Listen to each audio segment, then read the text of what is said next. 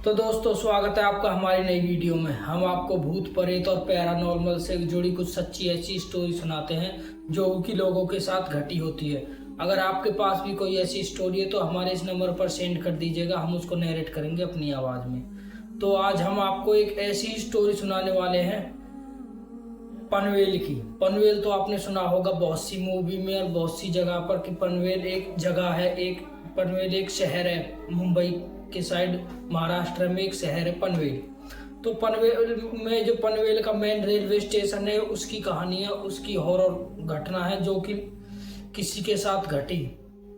तो दोस्तों ये स्टोरी शुरू करने से पहले अगर किसी ने हमारे चैनल को सब्सक्राइब नहीं किया तो हमारे चैनल को सब्सक्राइब कर दीजिए और एक लाइक कीजिए और एक छोटा सा कमेंट जरूर छोड़ कर जाए, जिससे कि हमको भी मोटिवेशन मिल सके आपके लिए नई नई स्टोरी नरेट करने का। और यार हम देख रहे हैं तो इस सब्सक्राइब कोई कर नहीं रहा है, ज़्यादातर लोग वैसे ही देख कर चले जाते हैं। तो सब्सक्राइब यार जरूर कर दीजिए, क्या जाता है एक सब्सक्राइब करने में। तो कहानी शुरू होती है।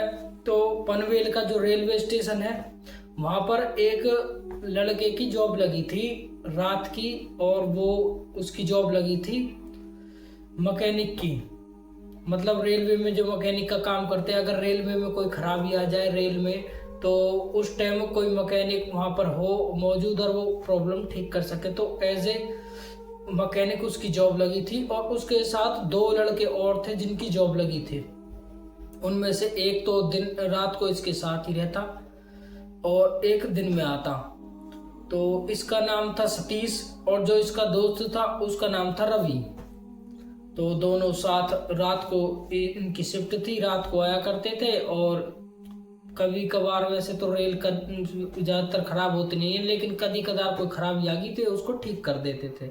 लेकिन इनको अपनी जॉब पर डेली आना पड़ता था।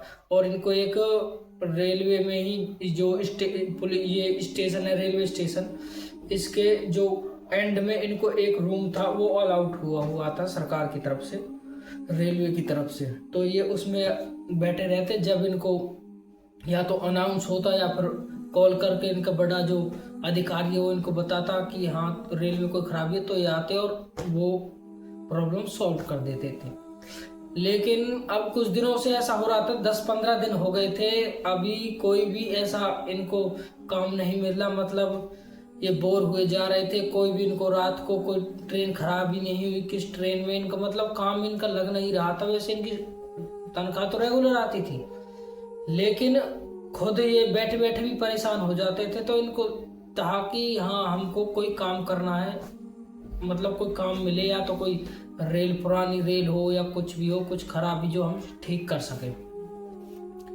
तो ये अब बोर हो रहे हैं बैठे बैठे, और रात को सोना भी अलाउड नहीं है वैसे तो, और इनकी झपकी लग जा रही है। इनके पास जो है इतना वो नहीं था।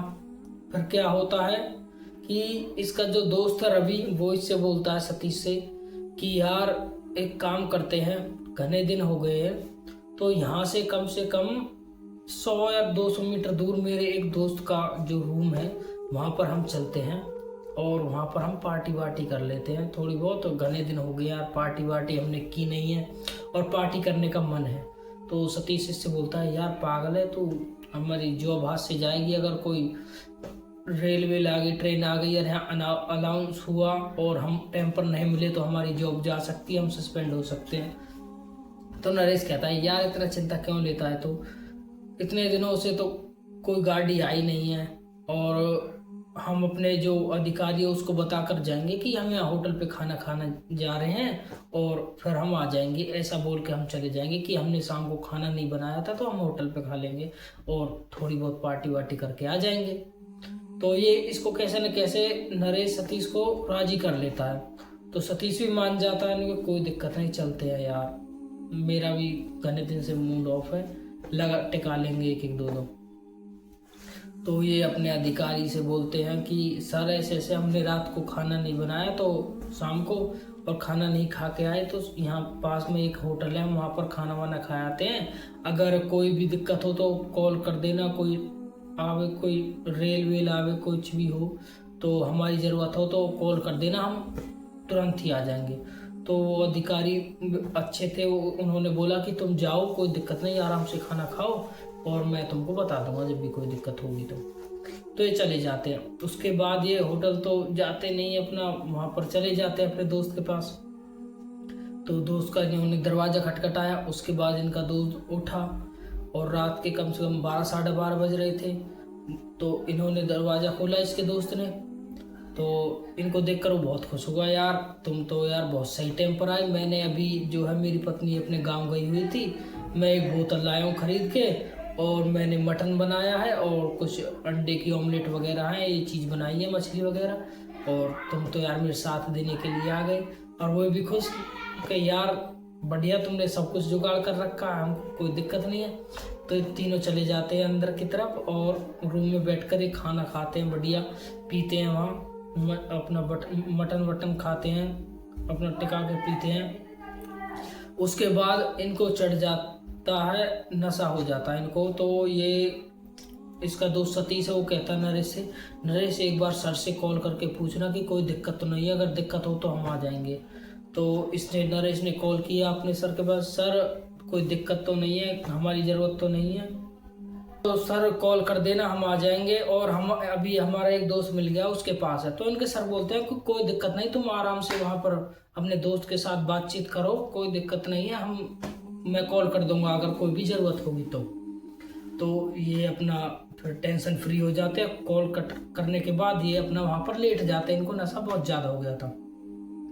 उसके बाद जो है सतीश को टॉयलेट आता है रात को। सतीश खड़ा होता है अपने कमरे से और बाहर टॉयलेट करने के लिए जाता है। टॉयलेट करने के लिए जैसे ये जाता है ना, तो ये देखता है कि यार बाहर तो पूरी बस्ती बसी हुई है। तो थोड़ा सा और आगे जाता है तो वहाँ पर पटरियाँ आ जाती हैं रेल की। तो वहाँ पर पटरियों के पास ही एक जामुन का पेड़ था। तो ये उस जामुन के पेड़ के नीचे जो है टॉयलेट कर देता है। उसके बाद ये वापस आकर लेट जाता है और थोड़ी देर बाद जो है ये लेट जाता है। उसके थोड़ी देर बाद ही 5-1 मिनट बाद इसकी आंखें खुली और इसने खिड़की की तरफ देखा। इसने देखा कि खिड़की पे एक लेडीज खड़ी हुई है और जो कि इनको ही देख रही है। उसके बाद इसने खड़ा होकर जैसे ही ऐसे देखा, ये है कौन यार, वैसे तो हम दूसरी मंजिल पे हैं और ये खड़ी किस चीज पे है ये औरत। और जैसे ही वो अपना पलटा थोड़ा सा खड़ा होने के लिए और फिर खिड़की के पास देखा तो वो औरत वहां से गायब थी। उसके बाद ये खड़ा हुआ, इसने देखा बाहर की तरफ, तो वो औरत उसको जाती हुई दिख रही है रास्ते में से कि हाँ ये जा रही है। तो इसने जो है दरवाजा खोला, नीचे गया और उस औरत का पीछा करना चालू कर दिया, यानी कि ये औरत है कौन और क्यों हमारा पीछा कर रही है, हमारे यहाँ खिड़की पर क्यों झांक रही थी। तो ऐसे चलते चलते ही जो है इसका दोस्त है जो वो भी आ रहा था, उसने इसको आवाज़ लगाई और वो भी अपनी शर्ट का बटन ठीक करते करते वो भी आ रहा था और उसने उसको रोका, नरेश ने और नरेश, अरे दोनों फिर साथ साथ चल दिए।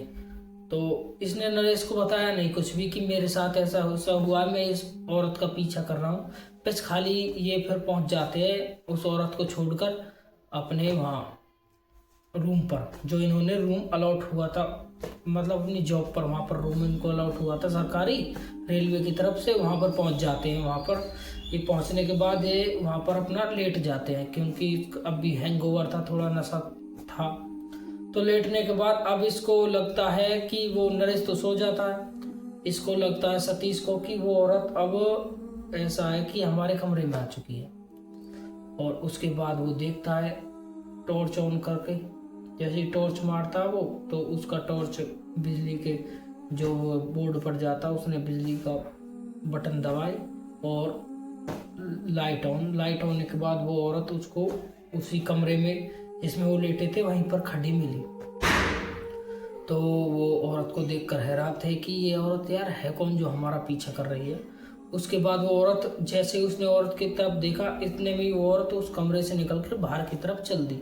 तो वो उसका पीछा करते करते दोबारा चला गया और पीछा करते करते वो पहले तो उसने पटरियां पार की रेल की, तो वो भी उसके पीछे सतीश भी रेल की पटरियां पार कर रहा है। तो ऐसे करते करते तो वहाँ पर एक आउटर एरिया आ चुका था उस टाइम कि यहाँ पर दूर दूर तक कोई घर भी नहीं है और ये स्टेशन से, जो पनवेल का स्टेशन है, उससे भी दूर आ चुके हैं और जंगल सा था एक, मतलब इतने वैसे पेड़ वेड़ वगैरह नहीं थे, मतलब एक जमीन पड़ी हुई थी बंजर सी, उसमें जो है वो खड़े थे, इतनी बड़ी बड़ी रूखड़ी खड़ी थी। तो वहां पर पहुंच जाते हैं, जिनको लोग झाड़ी कहते हैं, वो खड़ी थी उस जमीन पर। तो वहां पर ये पहुंच जाते हैं, तो ये उसका पीछा कर रहा है और उसको आवाज लगा रहा है, हेलो कौन हो तुम, कौन हो तुम, ऐसे कई आवाज इसने लगाई। लेकिन वो औरत इसके कुछ भी इसका सुनी नहीं, इसकी आवाज ही नहीं सुनी। जैसे उसने वो सीधा चलती जा रही है और ये उसका पीछा कर रहा है, और पीछा करते करते करते करते अब ये कम से कम 200-300 मीटर दूर आ चुके हैं। उसके बाद वो औरत वहां पर एकदम से खड़ी हो जाती है। उसके बाद ये उस औरत के पास जाता है, और जैसे ये आगे की तरफ जाता है और ये एकदम से उस औरत को देखकर डर जाता है, घबरा जाता है। इसके पैर वापस पीछे की तरफ चलने लगते हैं अपने आप ही, मतलब ये खुद तो नहीं घूमता, बस खाली पैर पीछे की तरफ चलने लगते हैं। बहुत ही ज्यादा डर जाता है। ये देखता है कि उस औरत का जो है पूरा का पूरा जो चेहरा है वो झुलसा गया, पूरा झुलासा हुआ, जैसे कि फूक गया हो, और उसके कपड़े भी पूरे फूके से पड़े हैं, खाली पड़ चुके हैं। तो उसकी जैसे कि खाल पलटी हुई है पूरी की पूरी, और इसकी तरफ वो देख रही है। और ये इतना ज़्यादा डर चुका था कि अब इसको समझ नहीं आ रहा था मैं यहाँ से कैसे भागूं, और शायद ये आज मुझको मार देगी। और कैसे न कैसे इसने हिम्मत करी और वहाँ से भागना इसने चालू किया कि जो भी हो देखा जाएगा, अगर मैं बचने का प्रयास नहीं करूँगा तो मैं मारा जाऊँगा, मारा तो मैं फिर भी जाऊँगा, लेकिन कुछ तो प्रयास करूँ, शायद बच ही जाऊँ। तो वहाँ से भाग देता है बहुत ही स्पीड से, अपने वो स्टेशन की तरफ, पनवेल स्टेशन की तरफ भागता है। और भागते भागते वो सुन रहा है कि उसके पीछे वो औरत कर रही है, उसके जो पैरों में पाजेब है उसकी आवाज़ें आ रही हैं उसको, और पीछा करते करते वो लेडीज उसका आ रही है, और वो फिर भी पीछे मुड़ को तो देखता नहीं है, बस खाली इतनी अपनी स्पीड बढ़ाता है कि मैं इससे कैसे न कैसे यहाँ से निकल जाऊँ और मेरी जान बच जाए। और चेहरे मुंह से आवाज़ भी नहीं निकल रही है कि मैं किसी से चिल्ला सकूं बचाओ बचाओ बचाओ, लेकिन भागे जा रहा है, कोशिश कर रहा है भागने की, कैसे न कैसे बचूं यहाँ से।